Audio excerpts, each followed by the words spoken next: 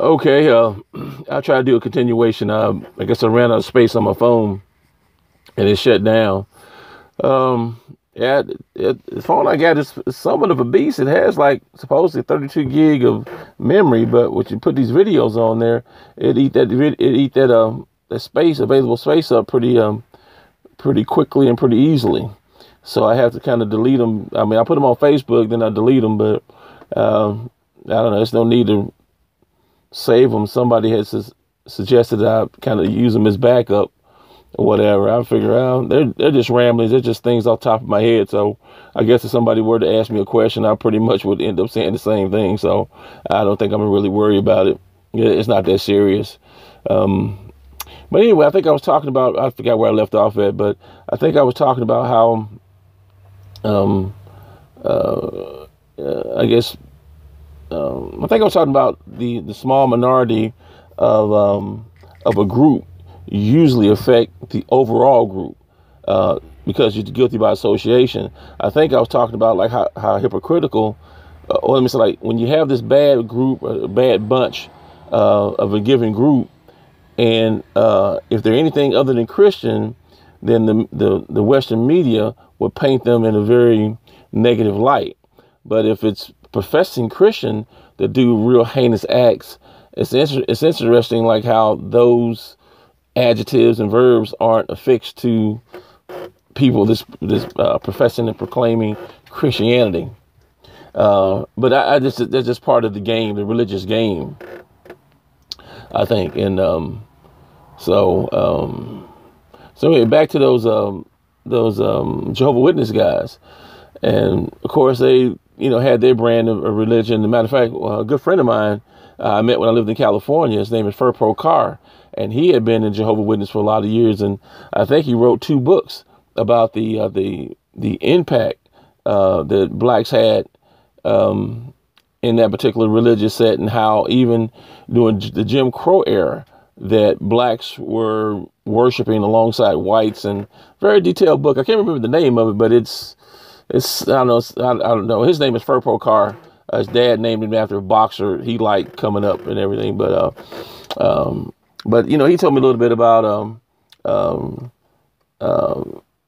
Jehovah Witnesses and how he went to Russia and studied I guess the oldest Bible known to man. Have no clue why it's in Russia.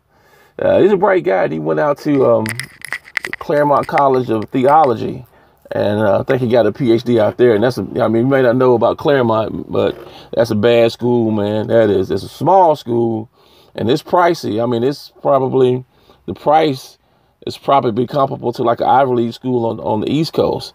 It's a small school. Like I say, it's like about 5 colleges out there: Claremont, McKenna, Harvey's something Scripps. No, Harvey Mudd, Scripps. Got one women's college out there, and in that theology school they started. I think they had just built that about a year or two before I relocated from California, so I'm real familiar with that institution out there. A lot of bright minds come out of that school. And just like a little side note, the CIA recruits out of that school because these kids are bright. I mean, a lot of these kids are real young and they get in college early.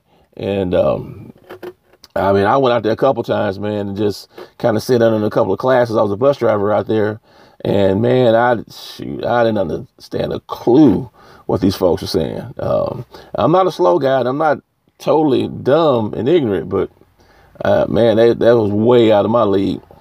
But anyway, back to religion. Furpro had told me a little bit about that branch of religion and what have you, and I think people, they mean well, and people looking for answers. People want there to be something more than just this life, just more than that. Like, man, life is, God put you and I here and left it up to us. Nobody wants to accept that. No, it's got to be more. And like these guys, they were making the case, about God's kind of, now I'm gonna be a little bit mean here, but like God's up in the sky being a puppet master. And I said, no, see, you really can't say that, because one of the big selling points in Christianity is that it's free will. God's allow you free will to choose your own way or choose his way. So, I mean, if you, kind of buy into that, but I kind of lost my train of thought right there. But my point to them later on was that, like I said, I don't really think that you can contain a God in between two bookends. That's the first thing. I'm really with the Muslims. They're saying that, like, God can't be man, and that's the problem. That's one of the problems I have with the Christian faith, with the hypostolic. I think a hypostatic union. I'm not saying, I don't know if I'm saying it right or not, but there's a phrase that explains this notion of Jesus being fully God and fully man at the same time. And see, the problem that I have, what I learned in my studies, is that that's really impossible, because man and God are so diametrically opposed to each other. Like, say, man lies, God doesn't. God is supernatural, man is natural. So, and it kind of goes on down the list like that. God can die, man can't die. I mean, God can die, man can and does die. So it just seems to be an impossibility. It seems to be inconsistent with scriptural teachings. But yet this is kind of like the cornerstone of Christianity, and I've yet to meet anybody that could make sense of that. And I got a nephew and his wife, a niece, through marriage. They're deep, man. They're like graduates or postgraduates at educational level, really bright people, and everything. And they've kind of laid out some things to me and all that, but. It's a lot of the same arguments I heard before, not maybe arguments, but explanations I heard before. And I just don't see how, you can reconcile that. However, I think that, God is, in some ways, is more parallel to, rather than being compared with man, that God could be compared with the universe, because the universe, like, there's no beginning, there's no ending, for example. And it's just a big mass of energy. And for now, okay, my ignorance is gonna start showing here if I start talking about astrophysics. This is physics, and which I can't do. But that, I mean, if you're just gonna compare God to something, it seems like you would probably have a better chance doing that. Not having a physical form, for example, and all that. But when you attempt to make God more like you, that's a problem. I can roll with the fact that, okay. God made man. All right, great. But then when we want to put God into a physical human body, then that's man's attempt to create God. And I'm not trying to speak blasphemous against anybody's religion, but I think we're going to take some leaps when we're writing and defining who and what God is.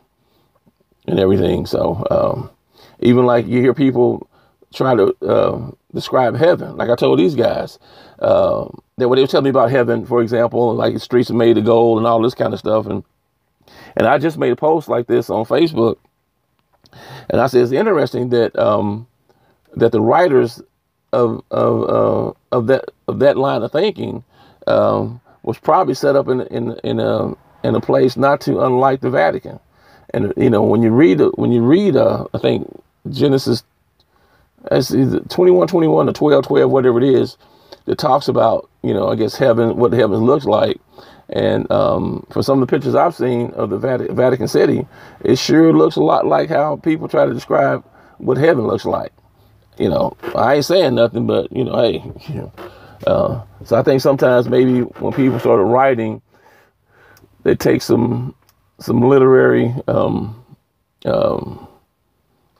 it takes some literaries, I don't know what I'm trying to say, I don't know, opportunities, or, that's a word I'm trying to look for, but I can't think right now, but they,